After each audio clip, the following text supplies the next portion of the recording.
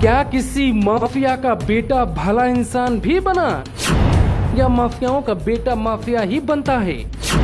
UP Bihar के माफियाओं के छोरे क्या करते हैं?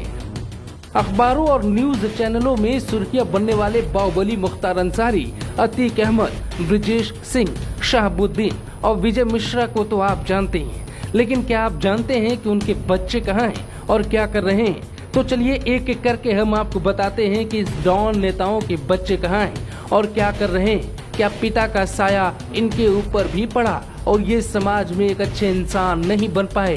कहा जाता है कि बेटे का पैर पिता पे ही जाता है, लेकिन पिता के संस्कार भी बेटे में होते हैं। तो क्या माफियाओं के संस्कार उनके बेटों में भरे हैं, जिसके कारण वो अपराध से दूरी नहीं बना पाए? शुरुआत करते हैं यूपी के डॉन मुख्तार अंसारी से, जिसके परिवार का नाम मशहूर है। मुख्तार के 2 बेटे हैं। बड़े बेटे का नाम है अब्बास अंसारी। मुख्तार का बेटा अब्बास अंसारी इंटरनेशनल लेवल का शूटर है। वो नेशनल से लेकर इंटरनेशनल लेवल तक कई पदक भी जीत चुके हैं। एक वक्त में दुनिया के टॉप 10 शूटर्स में शुमार रहे, लेकिन माफिया के परिवार से हैं तो उनका असर भी दिखता है। उसके ऊपर भी मुकदमे दर्ज हैं। पिता की साया ऐसी पड़ी कि वो शूटर होने के बाद भी अपराध से दूरी नहीं बना पाया। कई केस में शामिल होना और पिता का काम देखना अब्बास का पहला शौक है।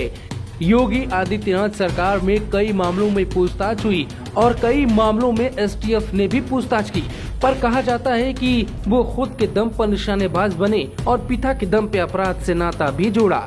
जबकि छोटा बेटा उमर अंसारी क्या करता है, ये भी जानिए।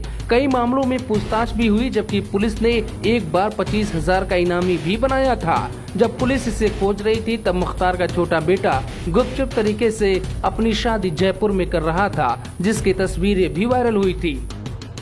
अब बारी है वाराणसी के बाहुबली ब्रिजेश सिंह की। नाम तो आपने सुना ही होगा। उनके बेटे का नाम है सिद्धार्थ सिंह। सिद्धार्थ ने राजनीति में एंट्री मार दी है। इसी साल मार्च में हुए जिला पंचायत चुनाव में सिद्धार्थ ने बीजेपी के टिकट पे चुनाव लड़ा और वो अपने पिता की राजनीतिक विरासत संभालने के लिए तैयार हैं। लेकिन पिता का साया इनके ऊपर भी रहा।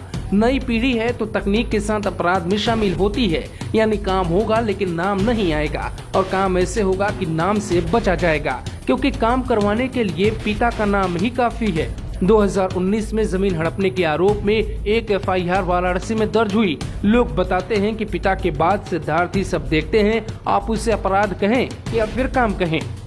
इसी फहरिस्त में तीसरा नाम है बिहार के बाहुबली नेता शहाबुद्दीन का। शहाबुद्दीन का हाल ही में निधन हुआ और उसके बेटे का नाम है ओसामा। वो भी अपने पिता की राजनीतिक विरासत संभालने को तैयार है। शहाबुद्दीन की मौत के वक्त ओसामा काफी चर्चाओं में रहा और उसकी शादी की खबरें भी सुर्खियां बनी, क्योंकि इस शादी में ओसामा का सारथी बना यूपी के डॉन मुख्तार अंसारी का बेटा। लेकिन वो क्या करता है ये जानना जरूरी है।